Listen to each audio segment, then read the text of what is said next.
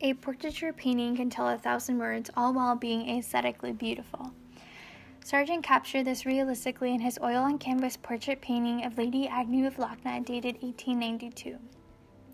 John Singer Sargent was born in Italy of American parents and raised in Europe. He established himself in the United States as a painter, also known as an American expatriate.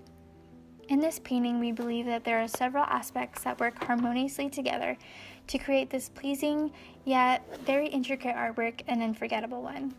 Look at the lightness of brush strokes. They are these long strokes, though quick, thin, and clear. We know this movement as the Impressionist approach to painting, and emphasize on this broad, brushy handling of the paint.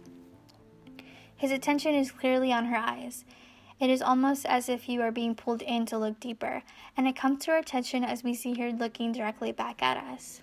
In the book John Singer Sargent, edited by Elaine Kilmray and Richard Ormond, we discover that Lady Agnew's health was always delicate.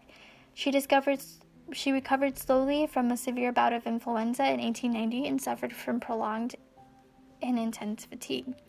She was still convalescent when she first sat to Sargent in 1892, which may account for her air of ennui, and she was intermittently ill thereafter. So one day at 27 years old, she walked into the studio, probably during a nervous exhaustion or convalescence, and slumped in that French 18th century chair, where Sargent was able to capture her in that moment. This is not your typical painting in being upright and showing good posture. Here we see the opposite. She is sort of slouched back with her left arm hanging and relaxed, while at the same time portraying this empowering pose as we see her true personality. Lady Agnew's passivity contrasts with her gaze as we want to know more about her life story and background. It brings this element of mystery, as she has this careless yet natural expressional gaze which captivates you profoundly. We are also drawn to this delicate necklace with this pendant, and we see how Sargent plays with the light to reflect off this multifaceted jewel. And so there is also this purple lilac sash around her waist against her pearly white satin dress, which intricately defines her waistline.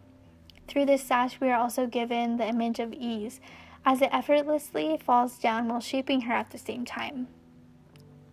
We see Japanese influence through the golden Chinese characters and the turquoise background as well. Art historians Lance Mayer and Gay Meyer and the American Painters on Technique, 1816 to 1945, state that Sargent would paint alla prima, blending his colors wet into wet all at once to produce his design, working in slow haste. Overall, we see these very harmonious colors blended together with a brown or blue tint. Both technique and the personality of Lady Agnew make an impact in the successfulness of this work. She was seen as this societal celebrity through Sargent's aesthetic portrait of her inner beauty, which brings her alive, as she is comfortable in her own skin and offers a gaze worth 1,000 words. Hi, my name is Shadonna Smith, and I will be giving you a narration of a painting called Home at Montclair by artist George Enos. First of all, here's some background. George Enos was one of America's foremost landscape painters of the late 19th century. He was born in 1825 near Newburgh, New York.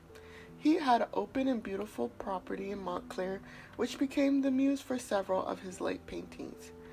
Hence the name Home at Montclair, which was published in 1892, and the medium is oil on canvas.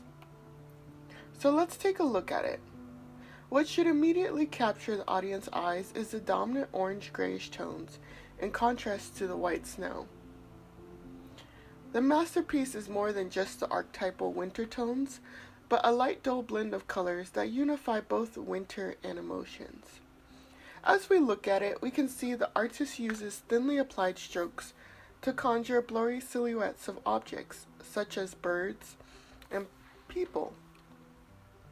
The background is painted as if traced by soft charcoal and touches of gray, blues, and browns against the white in order to give it that faraway look.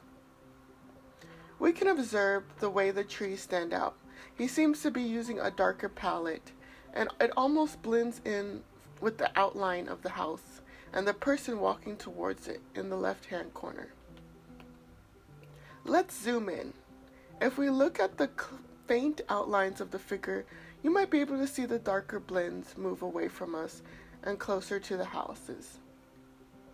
If we zoom in again, you might be able to see on your right, one of the buildings have smoke ascending from the rooftop, suggesting that there is warmth and compassion. Also, George Enos was very mathematical with all of his paintings. So in this painting, you might be able to note that the structure designs a diagonal line from right to left to create balance and the idea of openness within the confined space. It's important that we don't label this painting impressionism. Ines found that idea rather insulting. Instead, it was part of a movement called tonalism, which originated from the French movement, and tonalism emphasizes the atmosphere and how the shadows harmonize nature with men. The painting is spiritual and lacks movement or incident, so that the audience can become one with nature and perhaps contemplate its beauty, reverence, and earthly undertones. George's paintings often left his viewers in a liminal zone somewhere between form, color, clarity, obscurity, near and far, self and other, nature and peace. Ines loved the blazy, hazy elements of his paintings, and he often played with shadow and color. So in this painting, Ines invites us to think deeply, meditate, and experience nature as he saw it, divine perfection.